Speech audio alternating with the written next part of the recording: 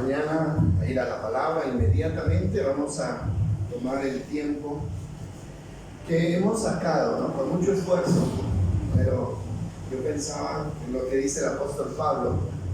Dice: ¿quién nos separará del amor de Cristo, ¿no? Dice: lo alto, lo profundo, hambre, desnudez, nada, absolutamente nada nos puede separar del amor de Dios. Y de verdad, uno tiene que tener amor a Dios para poder moverse en estas circunstancias, ¿no? Qué rico quedarse en la cama, ¿verdad? Arruchadito, ¿no? Pero salir a desafiar este clima, eso tiene que ver con el amor y la necesidad que tenemos de buscar del Señor. Y yo sé que dice la palabra que dice: bienaventurados los que tienen hambre y sed de justicia, porque ellos serán saciados. Así que no nos dejemos aplastar, no nos dejemos arrinconar por ninguna circunstancia, porque todo esto va a pasar, y el único que va a quedar es Dios. La única realidad va a ser Dios. Vamos entonces a ir a la palabra esta mañana y vamos a mirar Mateo como una introducción al tema. Mateo capítulo 5, versículo 1. Solamente quiero que miremos el versículo 1 y el versículo 2 para que nosotros podamos darnos cuenta de algo muy importante, que es la enseñanza que Jesús les dio a sus discípulos. Mateo capítulo 1, capítulo 5 es, ¿no? Mateo capítulo 5, versículo 1, ¿qué dice? Cierto día, al ver que las multitudes se reunían, Jesús subió al monte, a la ladera de las montañas, y se sentó, y sus discípulos se juntaron a su alrededor. Y miren lo que dice el siguiente versículo. Dice: y comenzó ¿a qué? A enseñarles. Alguien decía: si hay alguna esperanza de cambio para el mundo, es a través de la educación. Ustedes sabían que la educación es la única herramienta que puede transformar la vida de una persona. La enseñanza, la educación o la enseñanza. Entonces, lo que Jesús vino a hacer fue a enseñar. Cuando Él ve la necesidad, porque me llama la atención que dice que los discípulos, subieron al monte y sentándose alrededor. Ustedes se imaginan lo que pasó, ¿verdad? Ellos se sientan como el que tiene hambre, ¿no es cierto? Y ya es hora de comida, entonces ¿qué hace uno? Llega y se sienta. Y el que ha preparado la comida, ¿qué hace? Bueno, ya está aquí, ya está sentado, está listo, dispuesto, entonces vamos a servir. Jesús vio la necesidad que ellos tenían de aprender, dice, y Él comenzó a enseñarles. Entonces, miren, el Espíritu Santo es nuestro maestro acá. Y el Espíritu Santo nunca va a enseñarle a alguien que no tenga deseo de aprender. Nosotros tenemos que buscar. El que tiene hambre busca la comida. El que no tiene hambre no le interesa la comida. Entonces, solamente quería hacer énfasis en esto. Nosotros estamos destacando, resaltando algunas de las enseñanzas que Cristo les dio en esa ladera, en ese monte de los olivos. Ahí Jesús les enseñó un sermón bastante largo, y lo hizo, ¿no?, para sus discípulos. 500 personas más o menos habían en ese lugar, y Jesús les enseñó y aprovechó, porque fue el último sermón que Él les dio antes de irse al cielo, el último. De ahí ya no enseñó más.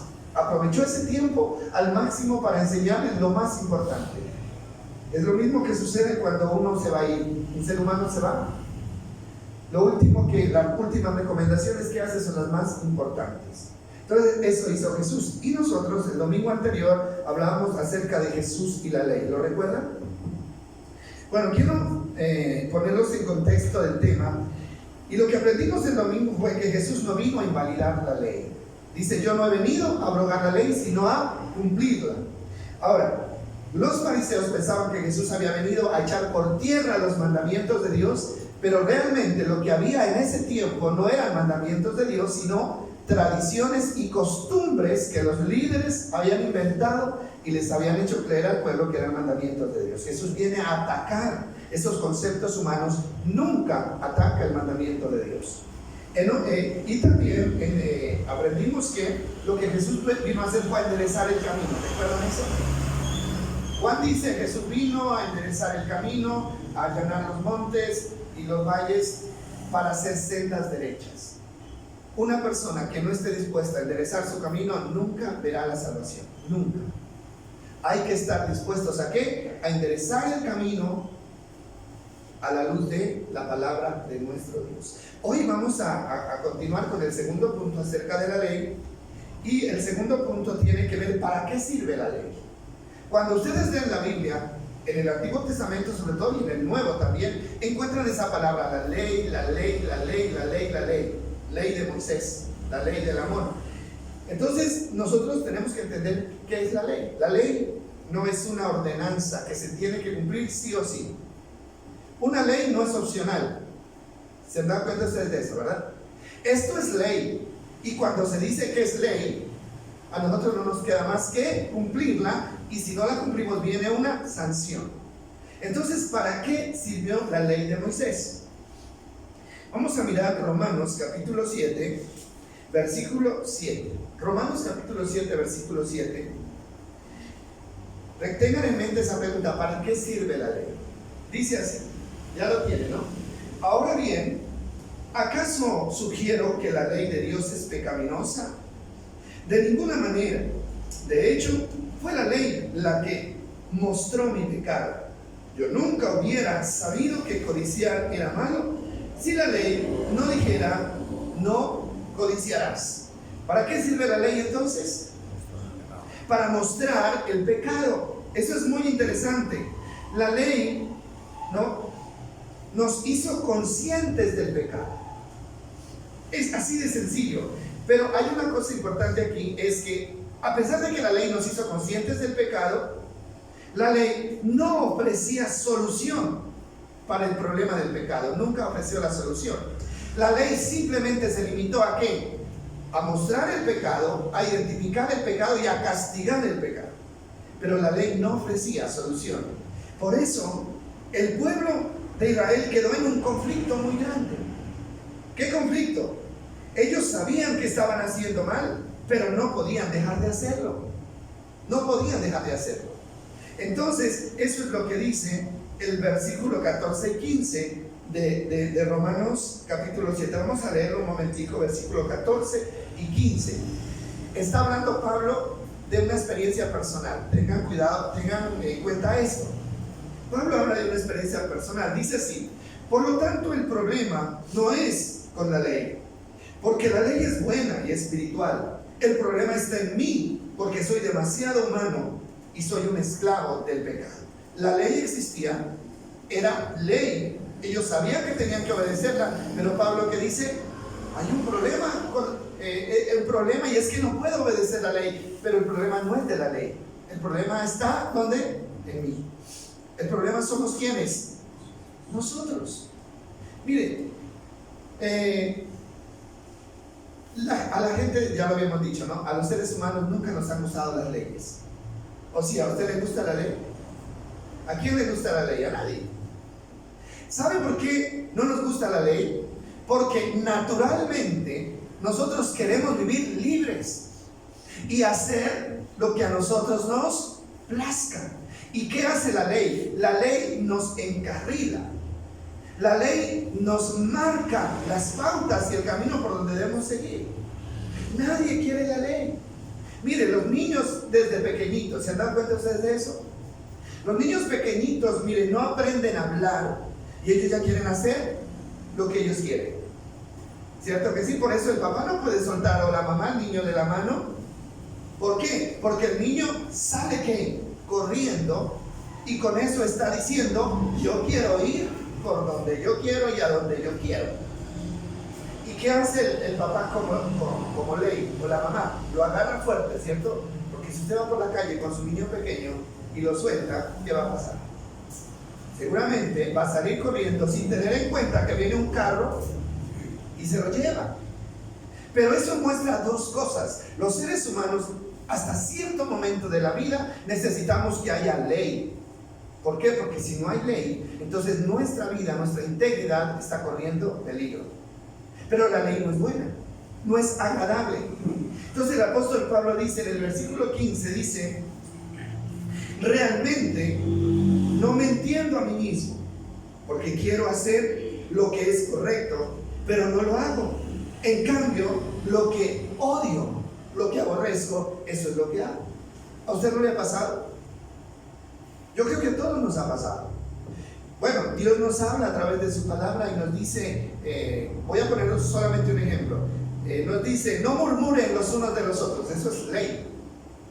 Eso es ley. Y uno dice: ¿verdad, no? Yo no voy a murmurar más, no voy a hablar más mal de nadie. Y sin darnos cuenta, ya estamos hablando mal del otro. Sin darnos cuenta. Yo no quería, me hice el propósito de no hacerlo, pero sin darme cuenta lo hice. ¿Sabe por qué? Porque hay algo en nosotros que nos impulsa a hacerlo, y la ley no tiene control sobre eso. A eso es que me refiero. La ley no tiene control sobre eso. Ahora vamos a mirar un pasaje en Gálatas. Quiero que por favor le pongan atención, porque si usted no le pone atención a la lectura, usted no va a entender el tema. Gálatas capítulo 3, versículo 19, y ahí vamos a mirar lo que dice el apóstol. ¿Para qué sirve la ley? Estamos aprendiendo. Mire, yo pienso que es lo mismo que hacía Jesús con la gente que fue a la montaña, ¿no? A escuchar. Ellos escucharon y el maestro enseñaba. Dice Gálatas: entonces, ¿para qué se entregó la ley? Una buena pregunta. Dice: fue añadida a la promesa para mostrarle a la gente sus pecados, ya lo dijimos. Pero la intención era que la ley durara solo hasta que llegara el Hijo prometido. Por medio de ángeles, Dios entregó su ley a Moisés, quien hizo de mediador entre Dios y el pueblo. Ahora, detengámonos ahí un momento, escuchen bien esto. ¿Hasta cuándo Dios quería que la ley ejerciera su dominio? ¿Hasta cuándo? Hasta que viniera Jesucristo al mundo. Solamente hasta ahí. De ahí para allá, la ley no tenía sentido ya. Ahora, a mí me preocupa una cosa de verdad, y es que hay mucho creyente que todavía depende ¿de qué? De la ley. Todavía dependen de la ley. Pero la palabra dice: no, cuando viene Cristo, entonces la ley ya no es necesaria. Ahora, estos temas, mis amados, son para los estudiosos de la Biblia. Son para los que quieran entender a profundidad la Biblia, ¿no? Y es necesario nosotros poder hacerlo. Ahora, vamos a ir un poquito más abajo. El versículo 22, vamos al 22, dice: pero las escrituras declaran que todos somos prisioneros del pecado. Así que recibimos la promesa de libertad que Dios nos hizo únicamente por creer en ¿quién? En Cristo. No por la ley, sino por creer en Jesucristo. 23. Dice: antes de que se nos abriera el camino de la fe en Cristo, estábamos vigilados. Póngale cuidado a esta palabra. Vigilados por la ley. Dice: por la ley, que nos mantuvo en custodia protectora, por así decirlo, hasta que fuera revelado el camino. ¿De qué dice? El camino de la fe. Y el versículo 25 dice: ahora que ha llegado el camino de la fe, oiga bien, ya no necesitamos que la ley sea nuestra tutora. El apóstol Pablo pregunta: ¿es mala la ley? ¿Fue mala la ley? ¿Dios se equivocó al establecer la ley? No, solamente que la ley tenía un tiempo para aplicarse, pero venido el tiempo, cumplido el tiempo, entonces la ley ya se hacía a un lado y venía el tiempo de la gracia. Es importante esto. Ahora, yo pregunto, bueno, y los que todavía hacen sacrificios y holocaustos y viven bajo la ley, entonces, ¿qué? ¿No entienden esto? ¿No lo entienden? Estamos viviendo bajo la gracia. Entonces, lo que dice aquí es que la ley era como un cuidador o un carcelero que vigilaba al pueblo para impedirles cometer el pecado. ¿Hasta cuándo? hasta que llegara la justificación por la fe en Cristo. Cristo viene y se presenta como dos cosas importantes. Uno, la solución al problema del pecado. Eso ya lo hemos visto, ¿cierto? ¿Cómo Jesús solucionó el problema del pecado? Limpiándolo. Él lo limpia con su sangre. Pero además de eso, trajo al Espíritu Santo. ¿Para qué? Para que nos capacitara para vivir lejos del pecado. Entonces el pecado ya no era un problema para los del tiempo de la gracia, como era un problema para los que vivían antes del tiempo de la gracia. No sé si me estoy haciendo entender. Sí queda claro, ¿verdad? Nosotros que somos privilegiados o no, ¿qué dicen ustedes al no haber vivido en el tiempo de la ley? Porque nosotros no vivimos en el tiempo de la ley. Vivimos en el tiempo ¿de qué? De la gracia. Ahora, ellos fueron enseñados por la ley, ¿no? A golpes aprendieron. Nosotros vivimos en el tiempo de la gracia, pero también tenemos que aprender, porque el Señor sigue ¿qué? Enseñándonos. Tenemos que aprender. Ahora, entonces, hasta allí la ley es útil. Bueno, vamos a mirar, les voy a poner un ejemplo. Yo creo que con este ejemplo nosotros vamos a entender más el tema de la ley, porque quiero que esto quede claro. Miren, estamos nosotros pensando, habíamos hablado con alguien y estaba pensando que vamos a comenzar a dar la Santa Cena. ¿Por qué no habíamos dado la Santa Cena? Porque a mí me preocupaba, tenía una preocupación, y es que la gente tomara de la Santa Cena sin conocer a Cristo. ¿Y qué dice en 1 Corintios? Dice que si usted participa de la cena del Señor sin discernir el cuerpo de Cristo, la palabra discernir significa ¿qué? Conocer a profundidad lo que Cristo hizo, puede comer juicio y beber juicio para usted. Y que por eso hay muchos enfermos y debilitados en la congregación y otros hasta han muerto. ¿Como consecuencia de qué? De tomar la cena del Señor sin entender. Ahora, todo esto conociendo a Jesús, esto nos va a ayudar a entender a nosotros si estamos listos para participar de la cena o no estamos listos. Pues los que han seguido la enseñanza y han tenido, tienen el conocimiento, pues van a estar listos, ¿cierto? Van a decir, listo, este es mi Jesús, a quien yo voy a celebrar con la participación de la cena del Señor. Pero yo pienso que terminado esta enseñanza, vamos a hacer una reunión bien especial, y vamos a continuar con esta celebración, no como una tradición, no como una costumbre de cada mes, sino a conciencia de que sabemos lo que estamos haciendo. Pero sí, hasta si entienden, o sea, las situaciones que entiendan el significado, ¿no? ¿Por qué? Porque el bautismo en agua no es requisito para tomar la Santa Cena. La Biblia nunca dice que el bautismo es requisito para tomar la cena. La Biblia dice que el único requisito para tomar la cena del Señor es que la persona haya entendido el sacrificio que Cristo hizo por él y lo haya aceptado para su beneficio.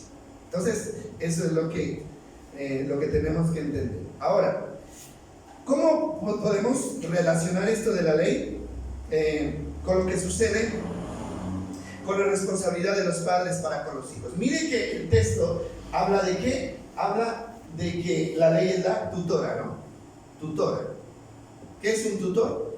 Un tutor es uno que guía, uno que instruye a un menor, a uno que no tiene conocimientos. Entonces, ¿qué es lo que sucede con los padres y los hijos? Mire, la sentencia o castigo no es la misma que la ley da para un mayor de edad que para un menor de edad. Ustedes sabían eso, ¿verdad? Cuando una persona comete un delito, infringe la ley de Colombia, de nuestro país, la ley tiene en cuenta dos cosas. ¿Es menor de edad? Si es menor de edad, entonces la sentencia es diferente.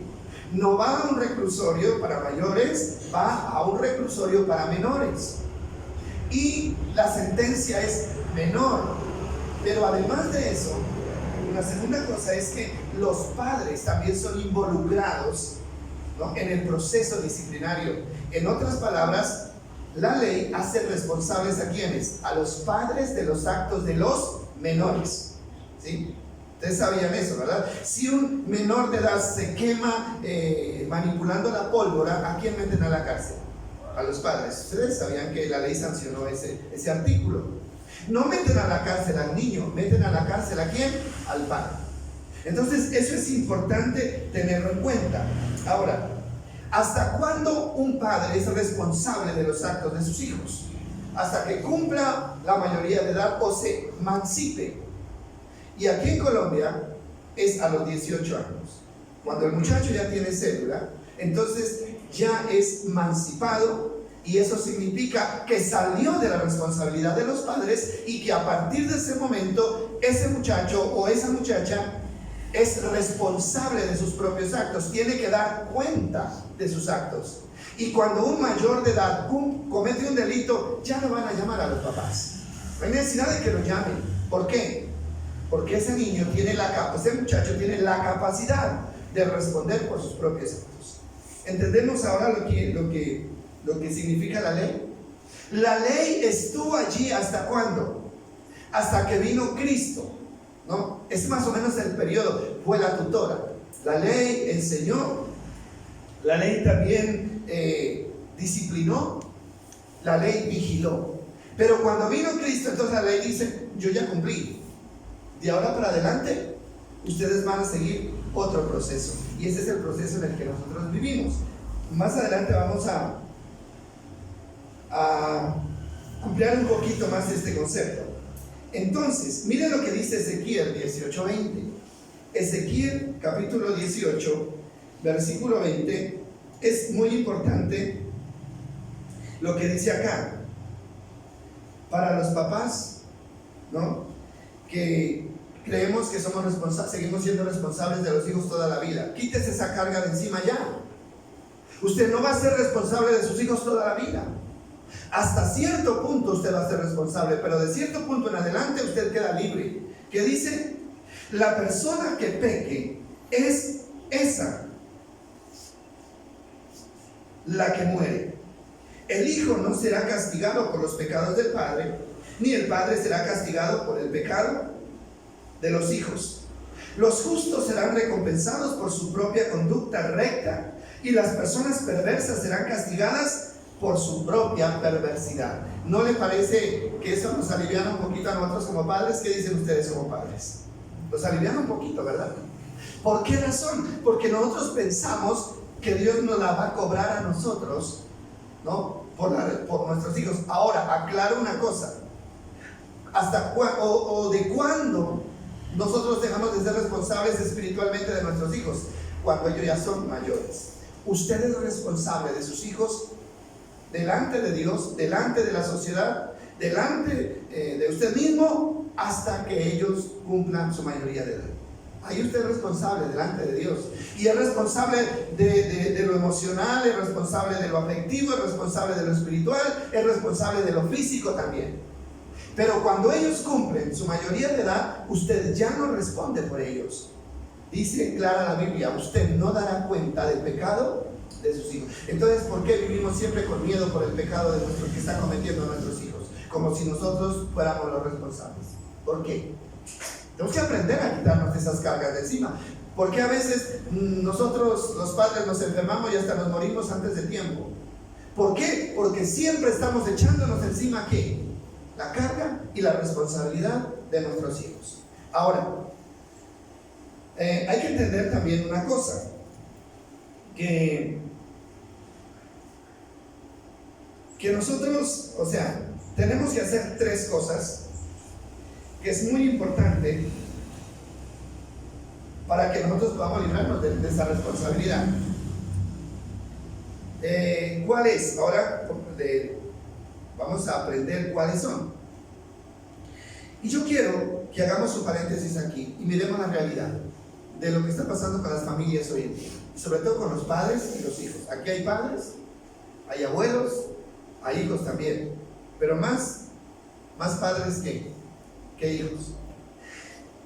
Quiero hacer un paréntesis para hablar un poco de lo que está pasando con los padres hoy en día. Primero, el problema que se ve es que algunos padres no saben cuándo soltar a sus hijos.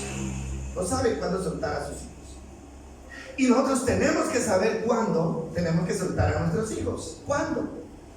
Pero hay papás que no saben cuándo soltarlos, ¿no? Algunos los sueltan demasiado rápido. ¿Cómo que es demasiado rápido?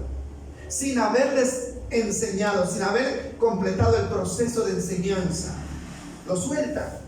Son menores y los padres se desentienden de sus hijos, ni les enseñan, ni los cuidan, ni los vigilan. Eso es un grave error.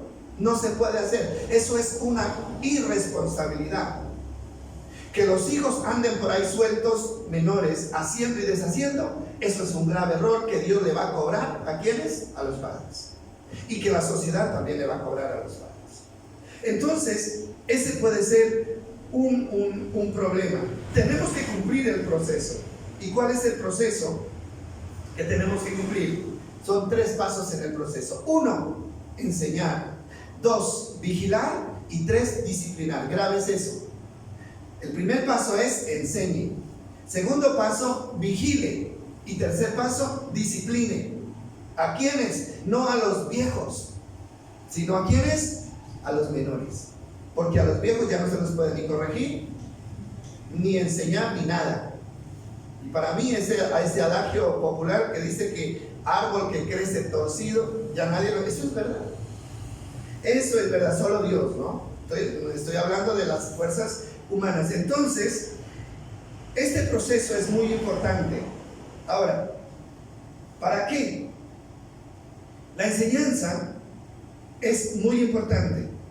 ¿Por qué? Porque a través de la enseñanza, la obligación de los padres es enseñarles a los hijos ¿qué cosa? Son 2 cositas sencillas, elementales. ¿Qué le va a enseñar a usted a sus hijos? ¿Y cómo va a insistir usted enseñándole a sus hijos? 1, les va a enseñar qué es lo bueno y qué es lo malo.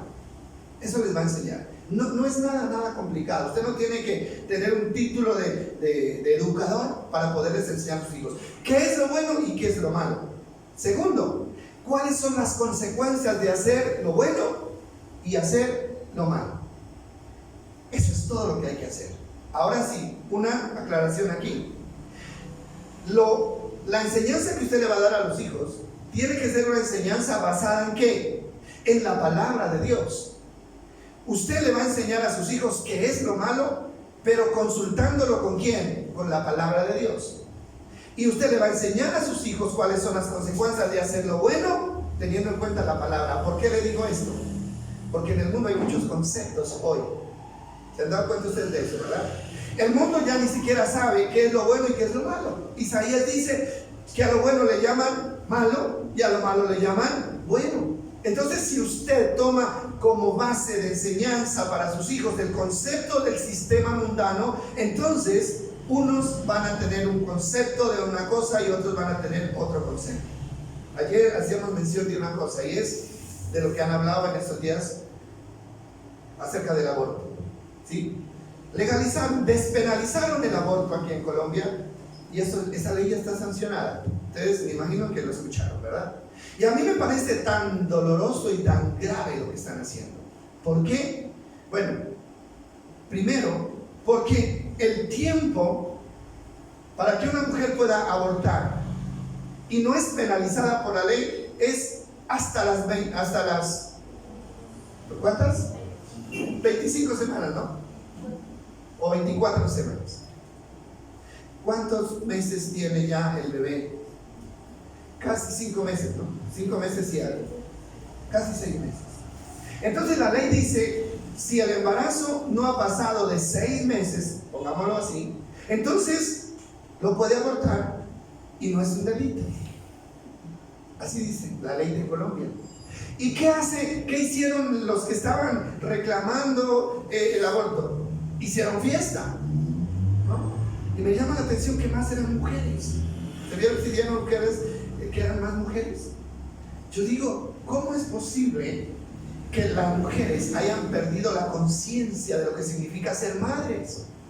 Porque que sean los hombres que no les duele, que no engendran, que no lo tienen, vaya y venga. Pero son mujeres las que se alegraron y celebraron esta determinación de la ley colombiana.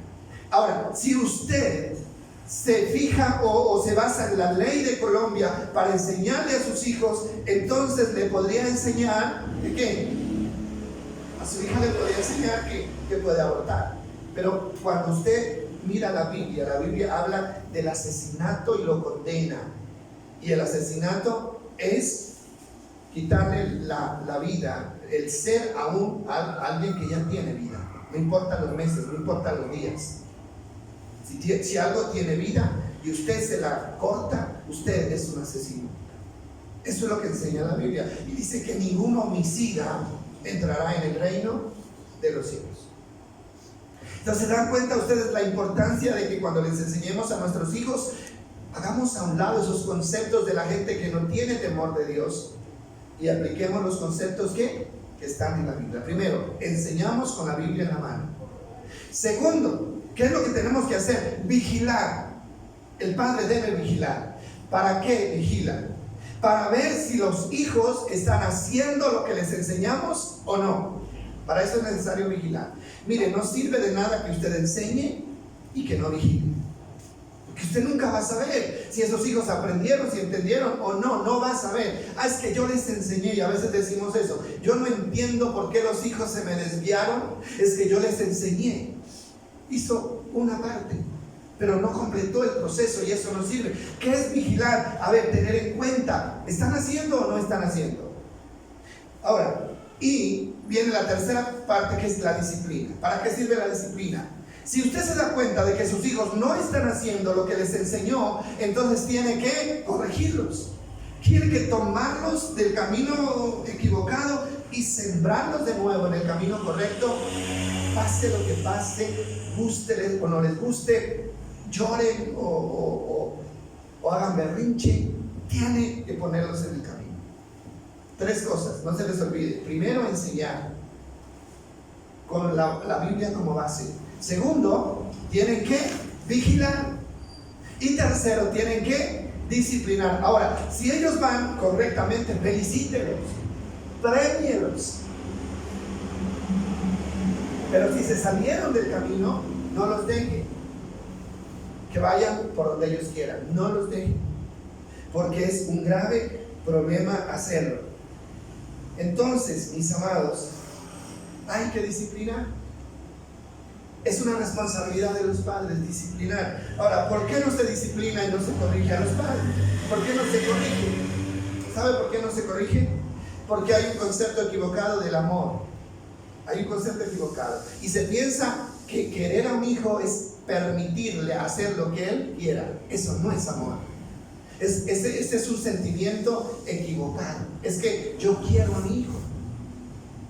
Anoche también hacíamos énfasis en un comentario que escuchaba yo por las redes de un cura católico que daba una buena reflexión y decía, a los hijos no hay que darles todo aunque usted tenga todo. Nunca les dé todo. Así usted tenga plata por montones y les pueda dar todo lo que ellos pidan, nunca se los dé todo. Nunca. Así le digan, usted es malo, usted es tacaño, usted no me quiere, mire que usted tiene y no me da. Deles solamente lo que necesitan. Porque si usted les da todo a sus hijos, les da todo, ¿qué está haciendo de sus hijos? Está haciendo de sus hijos personas inútiles, en primer lugar. En segundo lugar, está haciendo de sus hijos personas que jamás van a valorar lo que cuesta conseguir algo para ellos. Nunca les dé todo. Y él hablaba acerca del sufrimiento. Y a mí me llamó la atención esa parte. Y es que uno como padre dice, es que a mí no me gusta ver sufrir a mis hijos. Es que yo no quiero que mis hijos sufran. Por eso me mato, por eso trabajo, por eso madrugo, porque no quiero que mis hijos sufran. Error, decía él. Y yo estoy de acuerdo con eso. Es bueno que los hijos sufran. Los hijos tienen que sufrir. Porque si los hijos no sufren, jamás van a poder obedecer por sí mismos. Y hay un texto que quiero que miremos y es en el libro de Hebreos. Vamos a mirar el libro de Hebreos. ¿Me dice la cita, por favor? Hebreos capítulo 12, versículo 5. Miren lo que dice acá.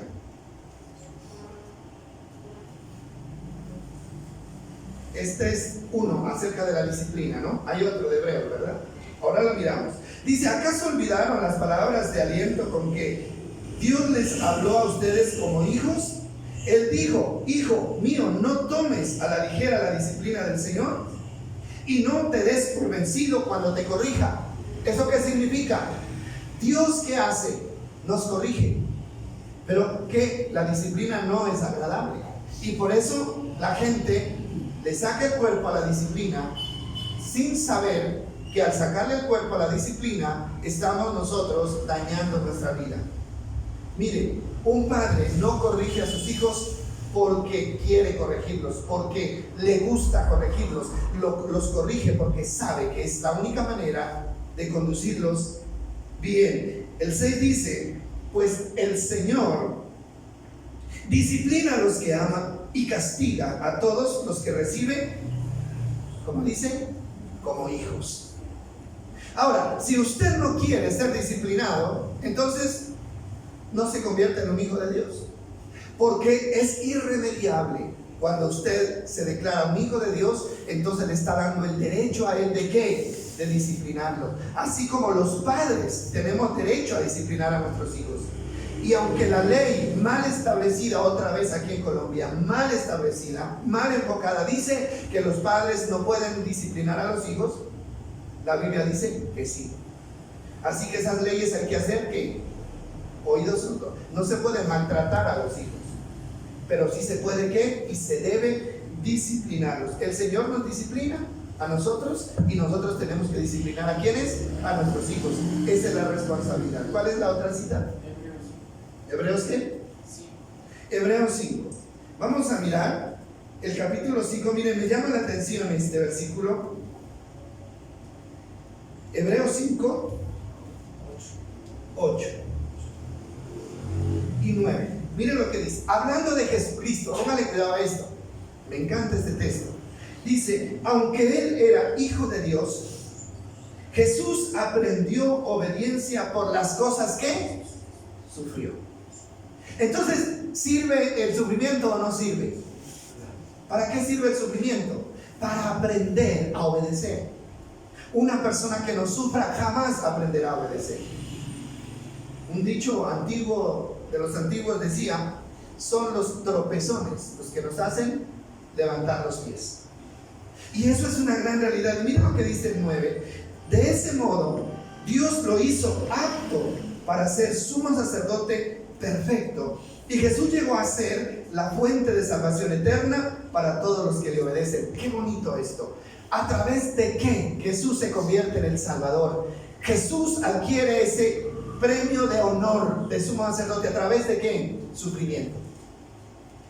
Ahora, uno dice, pero ¿por qué Dios le permitió a Jesús ir a la cruz y ser azotado y ser rechazado? Porque Él tenía que aprender, porque solo el sufrimiento es el que nos perfecciona y nos lleva a lo... Entonces, ¿por qué no dejar que nuestros hijos sufran un poquito? Si sabemos que eso les va a ayudar.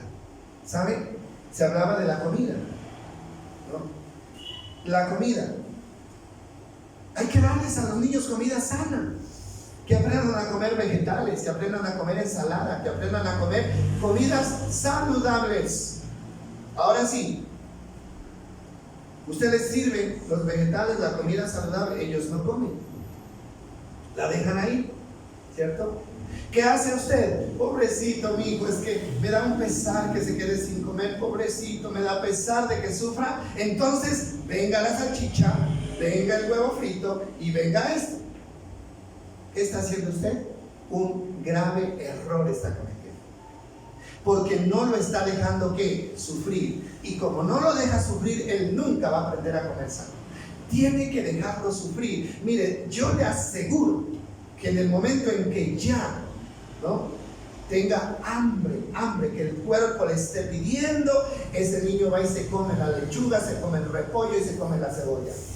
Se lo aseguro. Pero nosotros no los dejamos que lleguen hasta allá, porque pobrecitos, Y ese sentimiento, mire hermano, ese sentimiento de lástima es un sentimiento negativo que le está haciendo daño ¿a quiénes?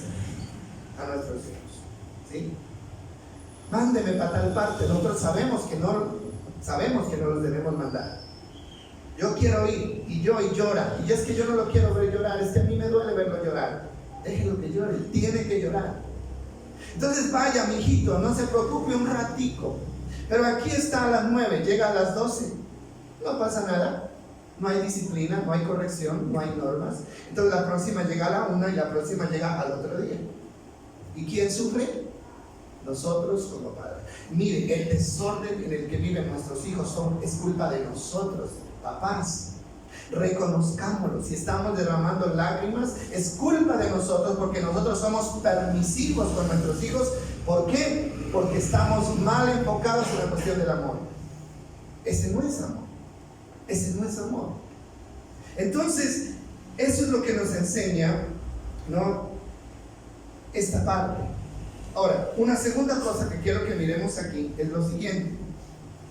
Primer error, ya lo miramos, es que los padres no saben cuándo soltar a los hijos, ¿no? Unos los sueltan demasiado rápido y otros los dejan ahí hasta que se mueran. Y ahí está. Error. Hermano, llega el momento en que usted ya cumplió. Y usted tiene que librarse esa responsabilidad. Qué bonito, ¿verdad? Que cuando uno críe los hijos ya y sean mayores, uno pueda descansar como papá. ¿Pero descansamos? No. Ya asumimos la responsabilidad que nosotros vamos a sufrir hasta que nos muramos por los hijos, y eso no es así. Sufrimos porque queremos sufrir. Ahora, el segundo error es este. Otros siguen haciéndose responsables de sus hijos aún siendo mayores. Son mayores y los padres siguen respondiendo por los hijos. Otro error grave, muy grave. Eso no se puede hacer.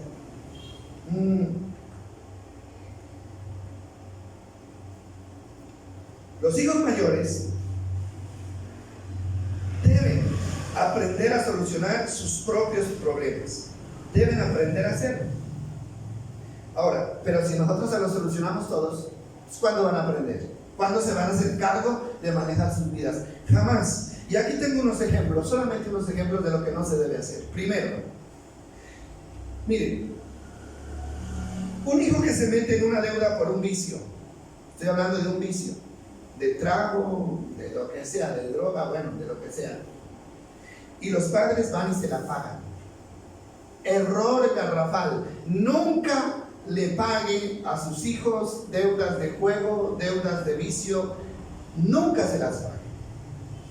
Mamá, me van a matar. Papá, me van a golpear.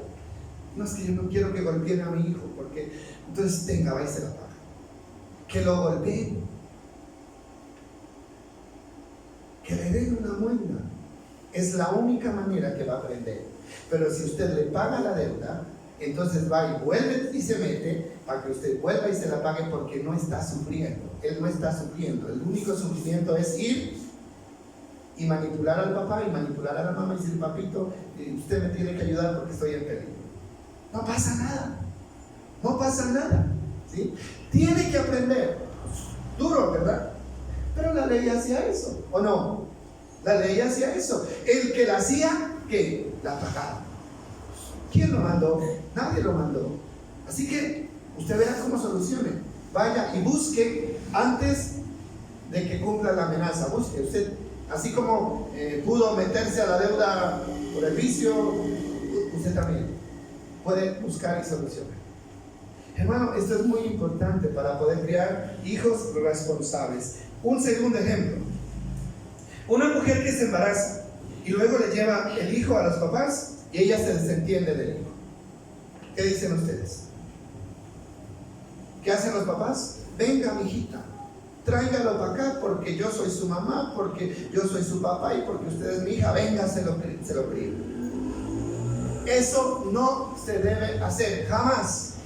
Nunca se debe hacer eso. La persona, hombre o mujer, que se siente capaz de dejarse embarazar o de embarazar, ¿cómo no va a saber que después de una relación puede venir un hijo? ¿Cómo no va a saber? ¿Sabe o no sabe? Claro que sabe. Entonces, si sabía, entonces asuma su responsabilidad. Nada, absolutamente nada. ¿Sí? Ahora, podemos ayudar. Claro que podemos ayudar, podemos extenderle una mano, pero jamás se haga cargo de los hijos de una persona que se desentiende. Ahí se lo dejo. Usted verá, dele de comer, vístalo, y la persona va y vive como que si no tuviera ninguna responsabilidad. No se puede hacer. ¿Sabe qué pasa? Y hay casos, ustedes creo que conocen casos. ¿Qué pasa cuando eso sucede? Simplemente la mujer va y ¿qué? Se vuelve a embarazar y le lleva a la mamá 2, 3, hasta 4 hijos para que se los críe. ¿Quién es culpable? No es la mujer, son los papás. No, pues como hay quien me lo críe, entonces yo los hago. Eso no tiene problema. Así como el que asume la deuda. Entonces somos nosotros responsables. Yo no sé cuántos habemos cometido esos errores, ¿no? De pronto los hemos cometido por ignorancia. Pero pues aquí hay jóvenes, ¿no? Están criando hijos. Tengan en cuenta esto. Un tercer ejemplo es un hombre que consigue mujer y se la lleva a los papás para que se la mantengan. Grave error. Nunca lo hagan. ¿Sí? Hay casos de esos que dicen ustedes. ¿Conocen algún caso? Hay por montones. ¿Qué dice la Biblia? Si vamos a la Biblia, dice: el hombre dejará padre y madre y se unirá a su mujer y los dos serán una sola carne. Mire, nosotros los papás no deberíamos darles ni posada a los hijos en nuestra casa cuando ya tienen mujer. No deberíamos darles posada. ¿Qué dicen ustedes? Duro, ¿verdad? ¿Pero por qué lo hacemos? Porque los queremos. ¿Pero qué dice la Biblia? Que no debemos hacerlo. Dice que los casados, dice, deben dejar. ¿Qué significa la palabra dejar? Sepárese de la casa paterna, de la casa materna. Váyase. Ahora estamos hablando de la casa, ¿no? De ese núcleo de familia, ¿no? Pues si ya las personas le dieron un lote al lado, pues y puedo construir su propio hogar, eso es diferente. No me refiero a eso, ¿no? Me refiero a que nosotros no podemos llevarnos a vivir donde nosotros vivimos, en nuestra propia casa, porque estamos infringiendo una ley bíblica. Ahora, ¿vienen problemas? ¿Qué dicen? ¿Hay problemas? Claro que hay problemas. Y generalmente termina en conflictos. Y las parejas, la pareja nueva, termina en problemas. ¿Por qué? Porque la Biblia dice que no se debe hacer. ¿Por qué lo hacemos? Mire, mi hijo, véngase aquí mientras consiga dónde irse. Pasa 1 año, 2 años, 5 años, 10 años, 20 años y nunca se van. ¿Sabe por qué no se van? Porque ahí tienen techo, porque ahí tienen comida, porque ahí tienen todo. ¿Es justo que dicen ustedes? No. Y después nos estamos quejando. Es que yo ya no puedo. Mire que yo ya estoy viejo, ya estoy vieja y me toca hacerme cargo, No se queje, porque usted mismo fue el que propició ese problema. Usted se echó esa carga encima, así que no se queje. ¿Saben qué deberíamos hacer nosotros los viejitos? Encargarnos de nosotros mismos. Ya no encargarnos de nadie más. Si la esposa tiene esposo, encárguese de su marido. Y el marido encárguese de su mujer. Nada más. Pero a veces hay tanta injusticia que las mamás ven más a los hijos y a los nietos viejos que al propio marido. Descuidan a su propio marido por atender ¿a quién? A los nietos que no tienen responsabilidad. ¿Estoy diciendo mentiras? Esa es la verdad, ¿cierto? Esa es la verdad. Entonces estamos en contra de lo que Dios ha establecido, ¿sí? Bueno, otro ejemplo: un hijo o una hija que trabaja pero que nunca ayuda en los gastos de la casa. No lo permitan. Si usted tiene un hijo que trabaja, así sea soltero, que ayude a los gastos, que ayude. No es justo que trabajen y que nosotros seamos los que tengamos que estar sacando y ellos no tengan en cuenta ni lo que cuesta la comida, ni lo que cuesta el jabón, ni lo que cuesta. Es que son mis hijos y yo hago, y es mi plata, yo no le estoy pidiendo a nadie. Así responden algunos, ¿no? listo, pues sígalo haciendo. Pero después no se queje, porque va a llegar el momento en que eso le va a pesar. Eso le va a pesar. Bien, a los hijos hay que soltarlos y hay que dejarlos que, ¿qué dijimos? Sufran. Mire, si usted no deja que sus hijos sufran, ellos jamás van a aprender. Si Dios dejó que Jesucristo, su Hijo perfecto, sufriera, ¿cómo no vamos a dejar nosotros? Porque así aprendió obediencia y luego se perfeccionó. Entonces, ¿por qué no dejarlos? Ahora, no es mal corazón, no es mal corazón. No, es lo correcto. A veces hacer lo bueno duele y cuesta, pero hay que hacer. ¿Estamos de acuerdo? Ahora sí. Miren, yo les decía ya, la naturaleza, los animales son más inteligentes en este sentido que nosotros los seres humanos. ¿Se han dado cuenta ustedes de eso? Que los animales son más inteligentes que nosotros. ¿Sí? ¿Por qué?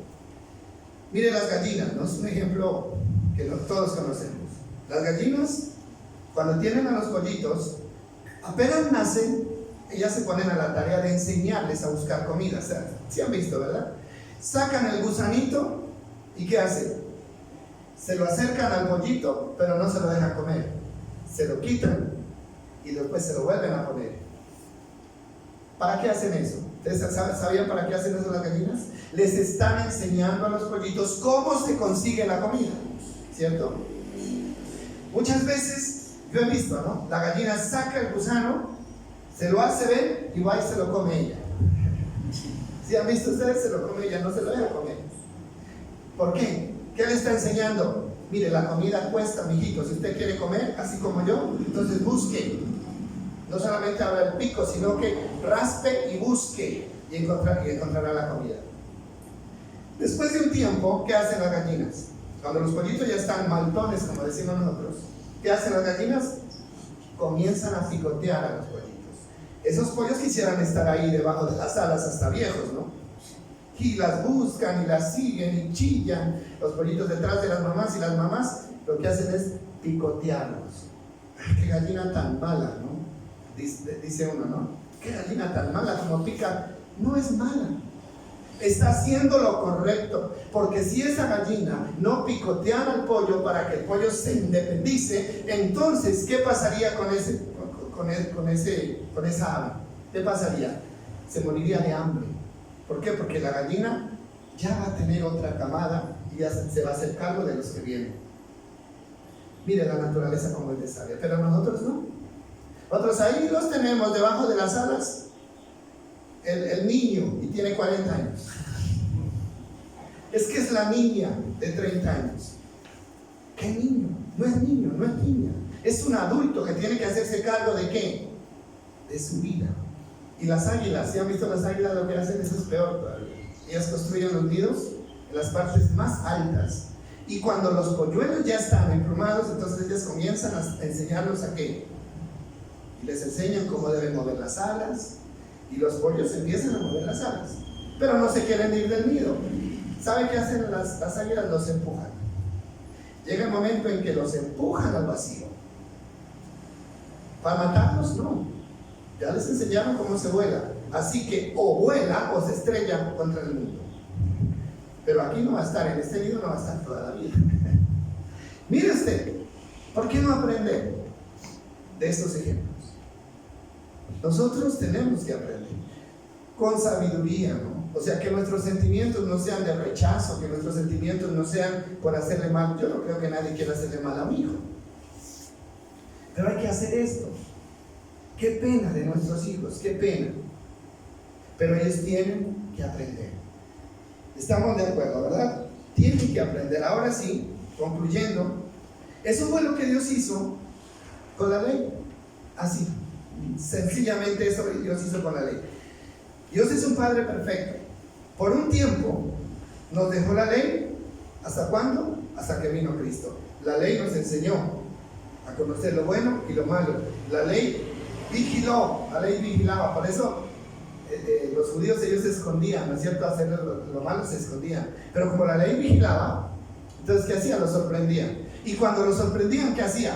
Los castigaba, porque de esa manera los corregía. Pero ¿hasta cuándo? Ya lo dijimos, hasta que vino ¿quién? Cristo. ¿Por qué?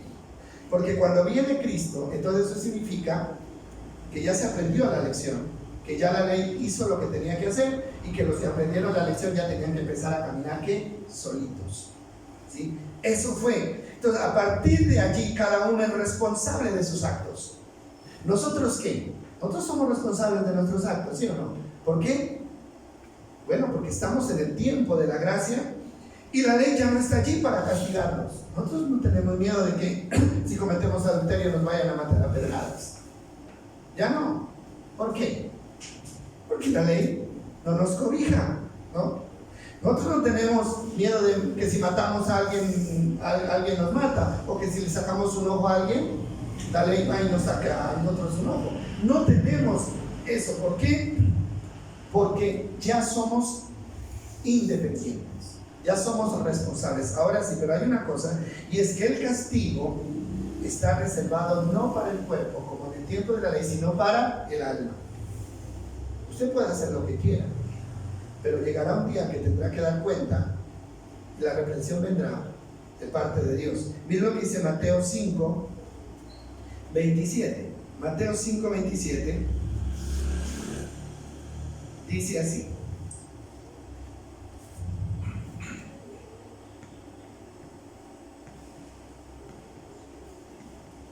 Lo tienen ahí, ¿no? Mateo 5. O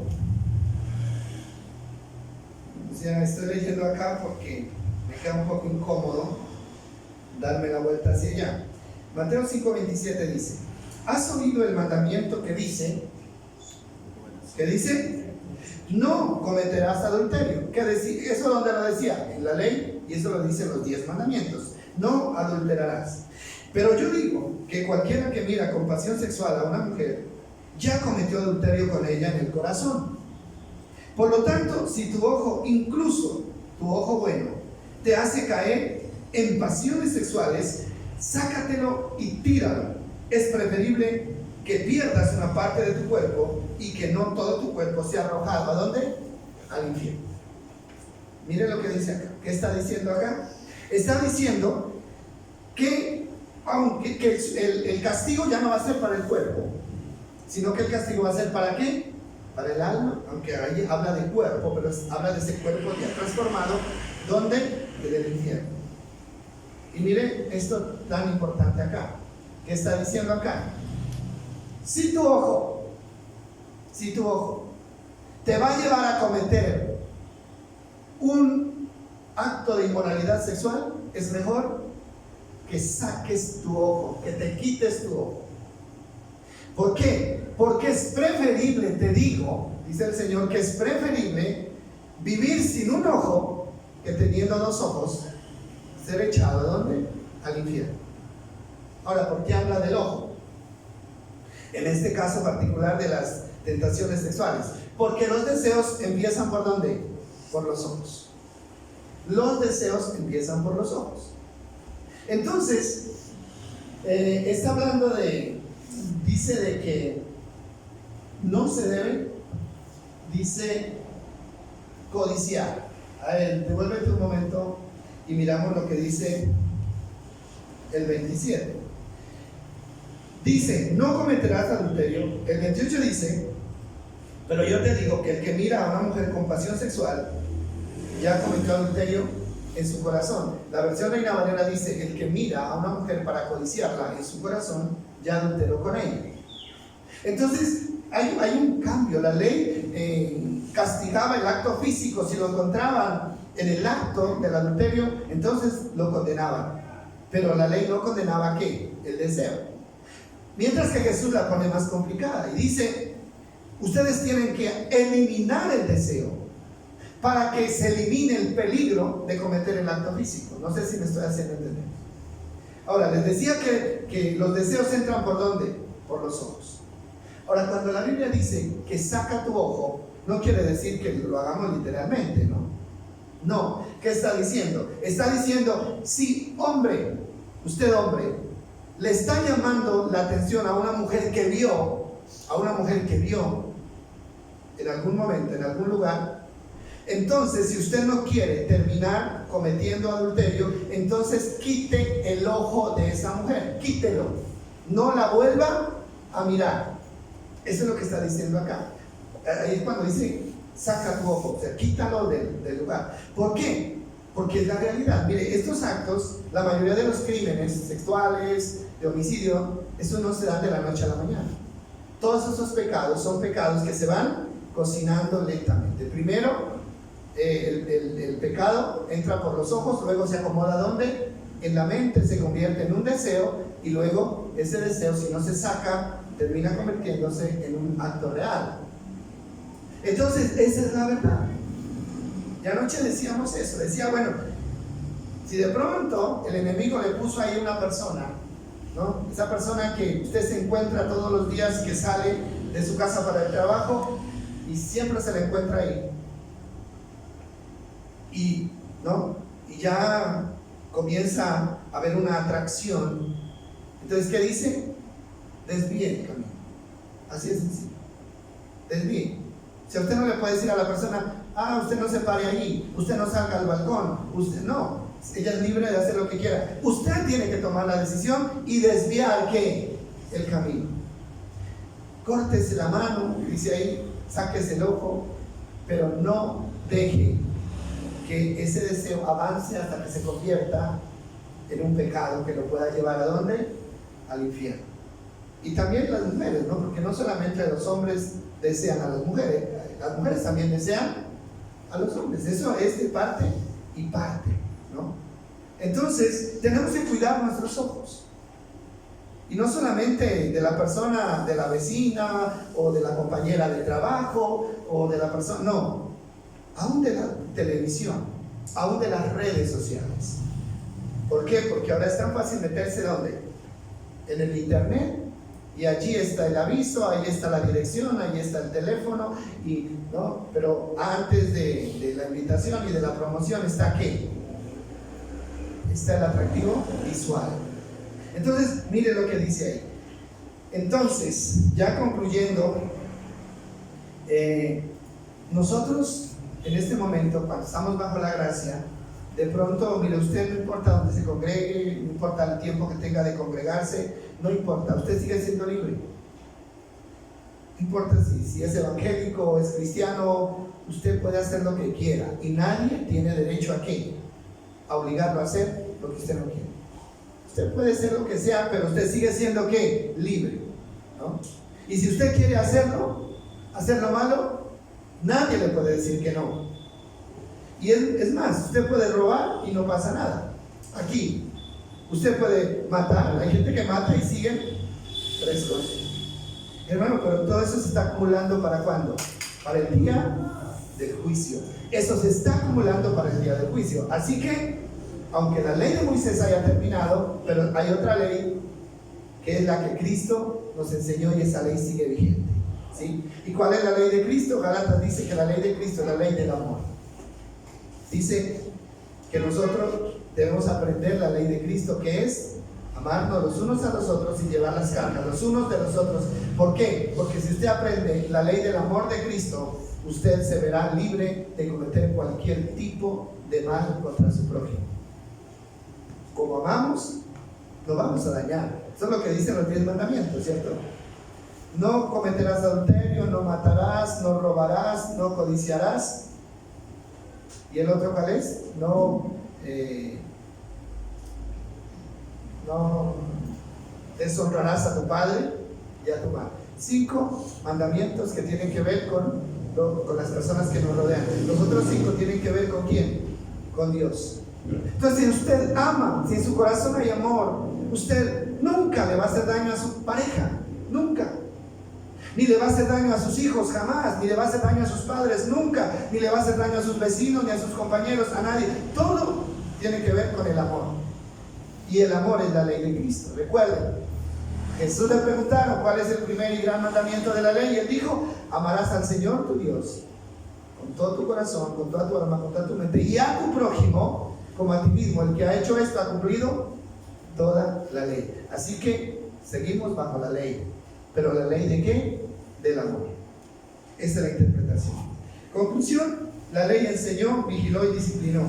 En la gracia, la ley de Cristo continúa, la enseñanza también continúa y la disciplina también continúa. Recuerden que el Señor dice que Él disciplina a todo aquel que recibe por hijo. Así que cuando seamos disciplinados, no pensemos que Dios tiene mala voluntad con nosotros, todo lo contrario. Él nos disciplina porque nos quiere ver un día delante de Él recibiendo el premio y así como usted quiere ver a sus hijos bien. Así que papás, mamás, aprendamos de esto y a picotear a los que tengamos que picotear, ¿sí o no? Y a enseñar, ¿sí? A enseñar, porque de lo contrario, mis amados, nunca vamos a descansar, nunca vamos a descansar. Ahora, los que se fueron, que Dios los bendiga, oremos por ellos, pero nada más oremos. Ellos ya son grandes y ellos pueden. A mí me enseñó esta lección una de mis hijas, nunca me olvido de eso, ¿sí? Cuando ella se fue, muy jovencita, que le queda a uno, pues se fue a otra ciudad sola, no sabe, nunca ha salido, y uno comienza a angustiarse, ¿no? Y esto nos pasa a todos cuando nuestros hijos se van. ¿Qué será? Y llame, y ya hizo, y ya fue, y mire que está pendiente esto, que está pendiente. Y un día me dice, papá, si usted no me deja hacer lo que me toca, entonces, ¿cuándo lo voy a aprender a hacer? No se preocupe tanto, déjeme que yo estoy aprendiendo, y si me equivoco, eso me va a servir. Así que deme espacio, porque a veces uno los acorrala y los quiere tener ahí debajo de las alas, y ellos quieren salir a hacer sus cosas y uno no, apriételos ahí. Hay que dejarlos que salgan. ¿Qué podemos hacer? Pedirle a nuestro Dios que los pueda ayudar, que los pueda proteger, pero no podemos hacer nada más, absolutamente nada más. Y no les olvide una cosa, el sufrimiento es bueno. No le den todo a sus hijos así, se lo puedan dar. El sufrimiento es bueno y ayuda a la obediencia. Que Dios nos bendiga entonces. Démosle gracias a Dios. Señor, gracias por tu palabra hermosa, Dios. Señor, si la tuviéramos en cuenta, si obedeciéramos esta palabra, nuestras vidas tal vez serían diferentes, Dios. Padre, nosotros queremos que tu Espíritu Santo nos ayude para comenzar a cumplir con lo que tú nos enseñas y poder así descansar, Señor. Dios, gracias porque tú marcaste las pautas, Señor, cuando enviaste tu ley a través de Moisés, y ahora, Dios, cuando nos permites la bendición de tu gracia, Señor, salvadora. Padre, aquí estamos, Señor, estamos en el mundo, siendo padres, siendo abuelos, abuelas, siendo hijos, y para cada uno de nosotros hay instrucciones correctas. Señor de los cielos, permítenos terminar nuestros días cumpliendo tu voluntad, porque es la única manera de encontrar paz y tranquilidad, Señor. Ayúdanos, Dios, cuéstenos lo que nos cueste. Padre, bendice, Señor, a tu iglesia esta semana en sus trabajos, Dios, en sus problemas que tengan que enfrentar, Señor. Padre, colocamos en tus manos todo lo que nos aflige, todo lo que nos preocupa, Señor. Todo esto que es nuevo, Señor, para nosotros, lo colocamos en tus manos y descansamos en ti. En el nombre de Jesús. Amén y amén.